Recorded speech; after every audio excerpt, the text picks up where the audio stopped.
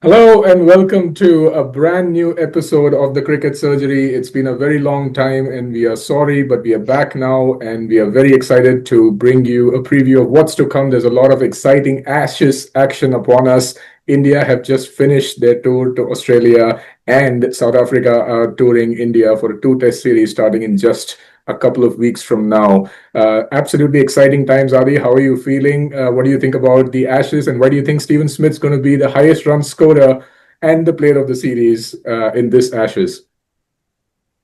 So let's end the podcast there. We've got the line that's going to define the next 2 months, I guess. Careers have ended. All-time great players have sort of walked into the sunset with underwhelming careers.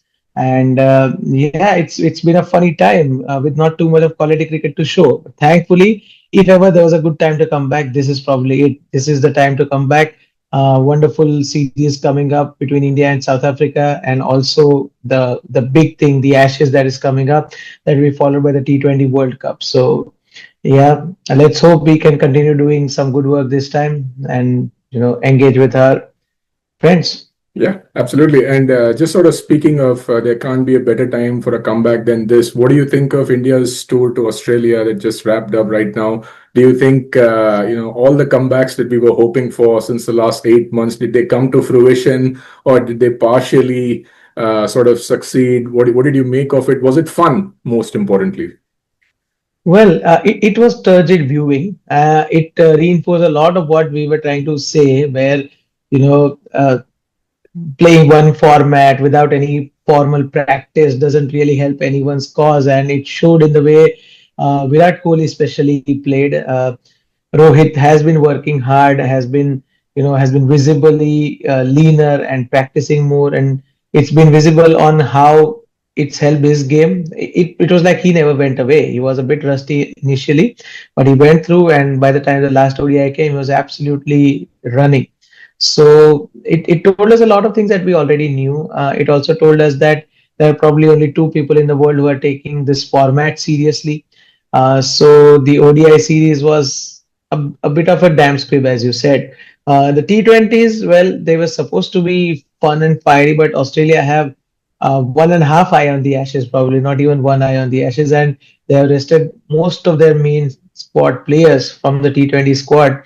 The likes of Travis Head, Josh Hazelwood, and others just going away mid-series without any prior warning.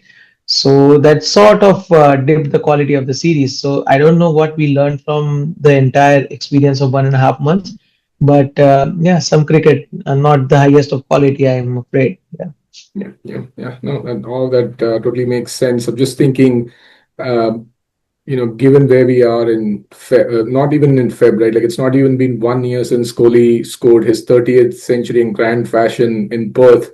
And just a couple of weeks later, things unraveled in historic fashion. I mean, Ravichandran Ashwin and Rohit Sharma sat himself out of the SCG test. So bad was his form back then, and that would also end up being Virat Kohli's last test tour. And the game at Sydney was actually his penultimate first class match. He only played one more at Delhi after that. And that also didn't end very well. But all said and done, people were hoping that this would be a resurrection of sorts. But I think it's just very obvious that the format is not getting any sort of love from any corners. England was swept 3-0 in New Zealand. People have sort of moved on from that, within 24 hours of that series concluding. And the only really remarkable thing about that series still is Harry Brooks, mind blowing 140, 50 odd. I mean, that was just something. Yeah, 11 sixes in that knock. I mean, it just was like that he was giving a template for the rest of the team to play for the Ashes. So uh, quite a crazy time, but that is what ODI cricket has become. It's like you show something that's absolutely out of the ordinary, or nobody sort of tunes in. So it's really sad the way things are going with regards to that format, and it's just the context is missing, right? Yeah, like there is this whole World Cup to World Cup thing, but there we remember a time not too long ago where bilateral series used to mean so much. uh, there were so many wonderful bilateral series right through the 2000s, the 90s, tri-series, all kinds of ODI cricket, but now it just seems to have no relevance at all. It's just a preparation for the thing that is more than 2 years away. How can that be? Like, how can the focus be only on a multi-tournament which is 4 years apart? So Just makes mean, no Adi. You're sense. so mean. Like, I mean, first you're like, it's only obvious that Rohit Sharma's worked harder on his fitness, and now you're like, ODI format itself is not relevant. I can just sense some anti-national statements coming from you. I mean, this is not what we expect from a passionate fan. Yeah, of course, of course. So you know where we are coming from, right? Because the format is irrelevant. There's a guy who is working for it, and there are people who seem to have taken it for granted, which is sort of sad. If you really want to play, go all out, go full in, right? You should have played the three ODIs in the A series. Should have played the Vijay Hazare. The news that they are not going to do any of that, and then you know what? This is what sort of demeans the entire format of sorts. So yeah, it's not very comfortable and convenient to talk about. Rohit being what he is, a naturally gifted batsman with a lot of shots in his armory and an ability to adapt himself is still managing. About Virat, it's also a lack of motivation, right? What else has he got to achieve in the format? He's got 51 hundreds. He's won a World Cup as a player. He's probably the greatest moment that he could have had ended in the most disastrous circumstances in 2023. So I don't know how he can get up in the morning to tell himself that he's playing one format that doesn't seem to be too relevant, and for that he's going to drag his career on for the next couple of years. It's interesting that you say that because I mean, the entire Fab Four is now sort of, except Joro, who continues remarkably to play all formats. The rest of the Fab Four, even other cricketers have also, picked and chosen whenever they could. But interestingly enough, Ben Stokes has just signed a contract extending up till 2027, and he's been playing only Test cricket, except for when he was called back for the World Cup, as a stopgap arrangement. Besides that, I mean, his focus has just been on Test cricket, and he's also a player who's completed ODI cricket in many regards. He does not have Yeah, the numbers with the bat that a Kohli does, but he's been as important for England, and he's just sort of moved on beyond that. He's said that, as much as people, including ourselves, we do know that England can sort of can't get over themselves sometimes, and they just sort mm, of have a big head, and they can get really cocky and arrogant, talking about trying to save the game, trying to save the Test cricket. But ultimately, he's backed up what he's saying with actions, and that they've chosen Test cricket, and and Steve Smith's retired from ODI cricket, and he gave it up because of just he missed a full toss, and he was like, I'm done with this entire format. So why is it that India's one of India's greatest cricketers, who's probably set a sort of a benchmark in what it means to be a fit cricketer. Why has this person lost the love for a format that he has so many times, emphasized the importance of? Even when he won the IPL, he was harping about the fact that unless you play Test cricket, people are not going to respect you. So, what is the reason you think? Do you think that he realized that his game was just not up to it? And if so, is that really, really crushing as a fan to accept? yeah. So therein lies the inherent hypocrisy, right? When you say that you are working hard every day to become fitter and this and that, there's also a thing called cricketing fitness, right? Because uh, a lot of test batting is about problem solving, and the greatest problem solvers have often been the greatest batsmen. You've seen the likes of Sachin Tendulkar reinventing himself over and over again. You've seen the likes of Steve Smith changing his stance, his batting grip mid innings, and figuring out the problems. Probably Kohli didn't have the tools or he didn't have the motivation. Either of them, it's anybody's call, but he simply could not find solution to a problem. And the way he was dismissed all 8 times in the Border Gavaskar Trophy is downright embarrassing for a top order player. And it's not a one off thing. So look at his dismissals in the last season that he played against New Zealand, Bangladesh, and Australia. And you would see that here was a player who was completely done. He missed the full toss, got bowled. He escaped strike and got run out. He edged the ball onto his pads and did not care to review for an LBW. He almost got run out once, stranded at an end with Rishabh Pant, got LBW to spinners, edged the last ball of the day to get out, and then in Australia he edged all the fast bowlers to get out. So it's just incredible how he just kept finding ways to get out. So I don't know if it's lack of motivation, and it's not a one-off thing, right? It's been the pattern for the last 5 years. He's averaged 30. So leave aside a player as great as Virat Kohli. Any top order player, a top four batsman of any team with an average of 30 for 5 years doesn't deserve to be in the team in any case. So probably he lost the love, and maybe somebody had a hard talk with him.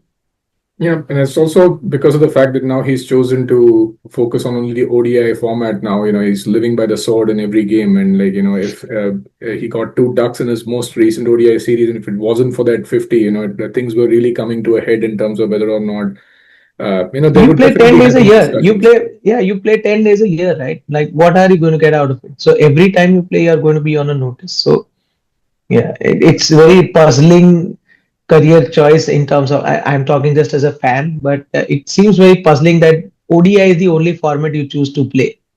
He has been told to be in great form in the IPL and this and that, and yet ODIs is the only format that he seems to be playing for India. So that's a bit odd, I'd say. Talking about, the format sort of lacking relevance, do you think England sort of, there's also chat about England playing themselves out of form in New Zealand. Joe Root has sort of fallen LBW a couple of times. He was in a rich vein of form before that. Do you think any of that matters when it comes to the Ashes? Do you think some of that is going to carry over, or are England, going to win 5-0 as they always do? So England are going to find things very difficult, regardless of how the New Zealand tour would have gone, I would think. That being said, this probably is their best chance in many Ashes, barring the 2011 tour, to put a couple of tests outside Australia's reach. Multiple reasons being there, the England batting being very adventurous and aggressive. So a couple of sessions of heavy hitting might just tilt scales in their favor in a test match, because Australian batting by itself is not looking very bright at the top. So there are issues there. But the Australian bowling is just, it's piled on numbers, it's piled on quality, and it's very fearful. So it's going to be a very difficult task for England, regardless of how the New Zealand series went. And I'd like to think that Duckett, Crawley, and Ollie Pope are in for a harrowing time against Mr. 175 kilometers per hour, 400 wickets past Mitchell Stark. Yeah, yeah. I mean, it's incredible, isn't it? Mitchell Stark's longevity. 10 years ago, you wouldn't have thought that he would end up being among the absolute high echelons of Australian cricket. It was he's now closing in on 400. And another player just like Ben Stokes, who's prioritized his playing career in a way and managed his body in a way. And he's not even a batsman. This is a guy who's closing in on 400 Test wickets, and he's still He's past bowling. 400, yes. Yeah, and he's still yeah, he's past 400 now. That's Mhm. he's really raced past 400. And he still continues to bowl at 150 kilometers an hour. I mean, like, it's absolutely ridiculous, the sort of how Mitchell Stark manages to motivate himself to still open the bowling for Australia in Test cricket. So that's again like a fearful combination is to be expected, like with Scott Poland, Josh Hazelwood, and now with like Cameron Green as well. There's going to be a battle between Cameron Green and Bo Webster, whether or not who's whether one of them is going to play or both of them. But really, the competition that Pat Cummins is going to face in Brisbane is between those two, not with the bowling pack. What do you think about Yeah, that? he better. Yeah, so let me ask you one counter question. What do you think about this whole talk of transition that foreign fans seem to be fixated on? That transition is going to be very difficult for Australia. Now, it intrigues me, right? Does it not intrigue you? Oh, like, I mean, see, the transition term is thrown around continuously.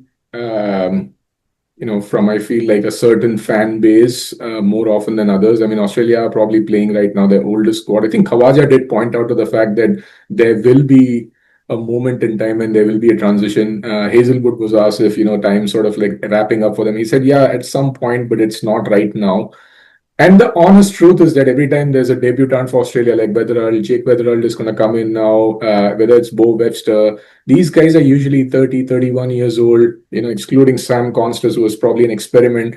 And they already look like, they've played 60 test matches. You look at Yeah. somebody like a Riley Meredith, Brendan Doggett, like any of these guys, you just feel like they're absolutely ready and good to go right from. And Jake Weatherall is going to be a good pick. I have a feeling. Yeah, yeah. I mean, like it's mentioned that he has a head on his head, and he's also not afraid to sort of take on the attack. Very much in the Matthew Hayden kind of a mold up top. So really, really looking forward to some exciting Also, I cricket. think not every player needs to be a 15-year project, right? Like you can use a player for a good 5 6 year period and let them go. So this talk about transition, if they can keep finding players like Bo Webster, Cameron Green is young.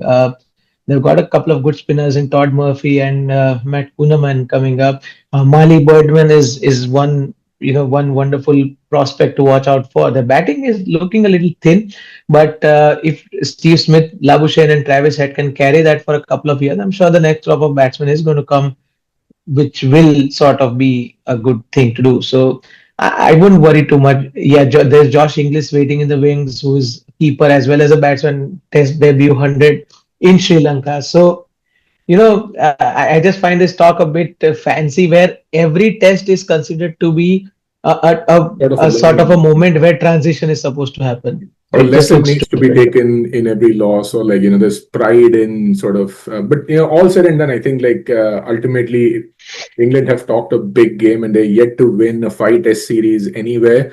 They've really changed the way they play test cricket. I'm not 100% sure if they've changed the way others approach test cricket, because other teams methods have sort of worked out for them, including for South Africa. They've really stayed under the radar, and they've gone on to win the World Test Championship. They chased down 280 against Australia at Lords. I mean, it's just something absolutely out of a fairy tale. And I think that they're continuously proving that it wasn't a fluke. I mean, even more recently, South Africa Yeah. A just yesterday have chased down 417 in an unofficial test against in a full strength Indian bowling attack. Even more full strength than the one that we saw in England probably. Adi.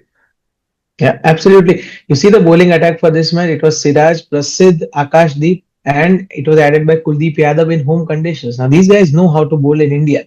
And yet, the South African A team, led by Brigadier Bavuma, did an absolutely fantastic job chasing these things down. So, yeah, Africa are doing very well, and there's a problem for India as to figuring out what is their best way going forward. When they gave out a flat track at Delhi, West Indies pushed them very, very hard, scoring centuries, pushing the game to day five. So, do they give that kind of a track to a better South African batting lineup, or do they give a ragging Turner and expose our batsmen to Harmer and Maharaj? And it's going to be an interesting series if things don't go exactly to plan. So we are still figuring out our ways to play at home, and in that, South Africa could be a very dangerous team to face. Yes. All right. I mean, like enough talk about boring men's cricket. The most important news in the last month has been that India women have shown the world how to win a World Cup, and they have done it in absolutely historic fashion. They chased down a huge score against their arch nemesis Australia, and then they absolutely had the measure of South Africa in the last game as well. Absolutely amazing, incredible win. Adi, what did you make of it? Do you think that the nation is by and large jubilant? Do you think this is a watershed moment for women's cricket in India? I would have hoped so. If the reactions on social media are to be taken, the nation was happy for about 12 hours. Then the obvious misogyny and the rooted problems that we have always seen tended to appear. I would still hope that a large majority is proud of what the women have achieved, and it has to be a line in the sand moment for them, where going forward the women's game will be well supported and all. But there's so much of talk about this whole, why should there be equal pay, and women, please be happy with whatever we are giving you. This whole thing that exists there is sort of just souring the taste in the mouth of what has been an absolutely fantastic win. We saw many tweets and comments saying a men's street team would defeat these girls, and go back to the kitchen where you belong and all. That kind of a thing, from demeaning there to criticizing the equal pay, to someone just harmlessly saying that cricket is not just a gentleman's game, it's an everyone's game. I don't see a problem with that kind of a t-shirt being worn, to the obvious personal jibes on all players. It's sad, But I hope that majority of the nation is still backing these women, regardless of the results they put out. Now, this is very important. They won the World Cup, so yeah, for the next 10, 15 years, everything will be fine till the next loss appears. Let's hope that's not the case. Yeah, yeah, absolutely. And I think this win should be also seen in the context of what it means for women's cricket going forward. Hopefully, they aren't daunted by a lot of this vitriol and hate on social media because hopefully they're aware and they're celebrating over the fact that this has been an incredible achievement. We wish them all the very best in the near future as well. All right, so we've talked about the Ashes, we've talked about India's tour to Australia, we've talked about South Africa's tour to India as well. Now moving and the Women's World Cup. So now moving on to serious cricket, the Hong Kong Super Sixes has just concluded, and it was not so amazing because Pakistan won it, and people are not very happy about that. And they also went on to mock India's celebrations after the T20 World Cup win and the Asia Cup win. Hardik Pandya's, iconic trophy celebration. A lot of those things were mocked about. But has it all come down to just this, Adi? I mean, like, why do people keep organizing these matches? And I at least understand internationally, maybe we can buy the argument that we can't get out of schedules like this because it reflects poorly on the global game, etc. But what's the need to schedule a game against Pakistan in a Hong Kong six tournament and then deciding to not shake hands with your opponents in a tournament that's completely and entirely voluntary? And you see, we feel bad and we feel horrible when they troll us and they come up with these kind of shenanigans. We know that's going to be the case. Now you play them only in multinational tournaments, international tournaments. A day is going to come when just by the luck of draw you are going to lose a match, and it's always going to be an important match because it will be a part of a multinational tournament. Why expose yourself to such boorish behavior from wherever you feel it's coming?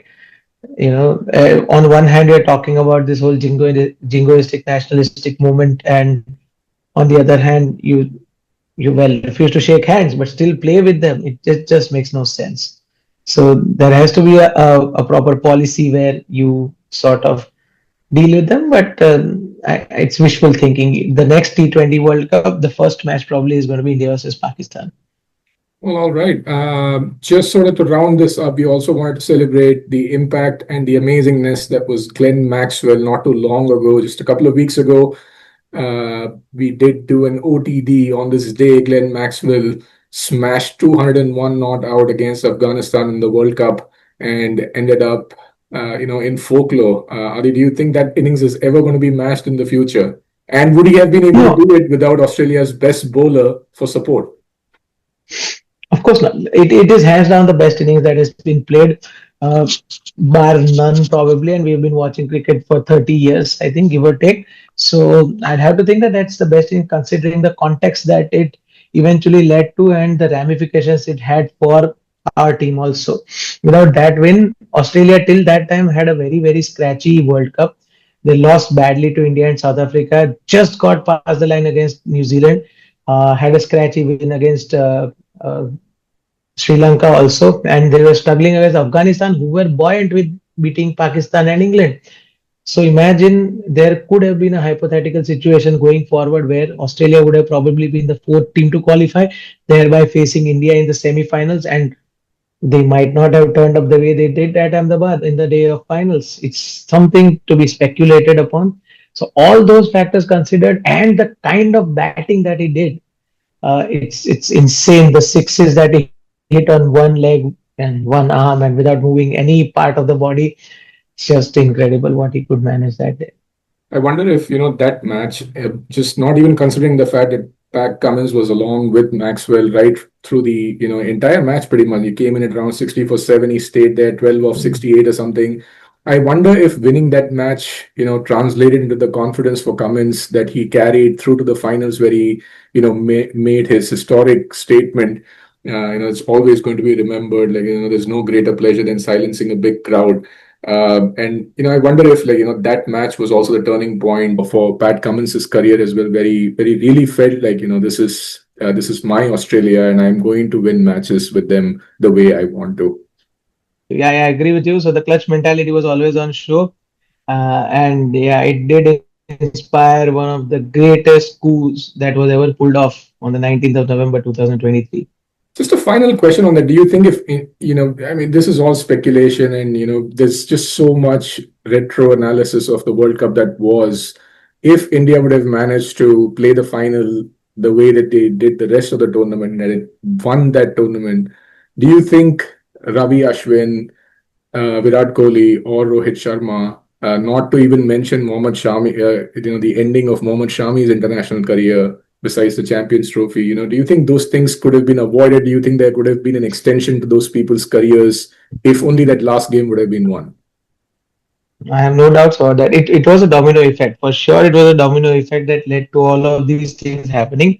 Not getting the World Cup and then losing the BGT and the home summer, I think broke many people's hearts and resolve to continue. For sure. I mean, yeah, as you said, it can be speculated upon, but yeah, it's undeniable the impact that it had on so many players' career. The motivation goes away when you played so breathtakingly for the tournament and then to end up on the losing side in that manner where you're not allowed to play the way you wanted to, and yeah, it's one slippery slope, and they sort of never recover. T20 win notwithstanding. Yeah, well, hopefully there's a lot of more golden moments in the future for Indian cricket and Indian fans at the hands of Virat Kohli and Rohit Sharma.